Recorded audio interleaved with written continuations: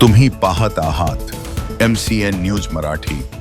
बारामतीमध्ये अतिरिक्त जिल्हाधिकारी पदास मंजुरी। प्रशासकीय महसूल विषयक कामांना गती देण्यासाठी राज्य शासनाचा निर्णय। पुणे जिल्ह्यात वाढत चाललेल्या शासकीय कामकाजाच्या पार्श्वभूमीवर महाराष्ट्र राज्य सरकारने बारामती येथे अतिरिक्त जिल्हाधिकारी पद निर्माण करण्यास मंजुरी दिली आहे। या महत्त्वपूर्ण निर्णयामुळे बारामती तालुक्यासह इतर गावातील महसूल विषयक व इतर प्रशासकीय कामांना गती मिळेल अशी अपेक्षा सर्वांकडून व्यक्त होत आहे। पुणे जिल्ह्याची वाढती लोकसंख्या, औद्योगिक विस्तार व बारामतीतील विविध विकास कामांचा व्याप लक्षणीय वाढलेला आहे।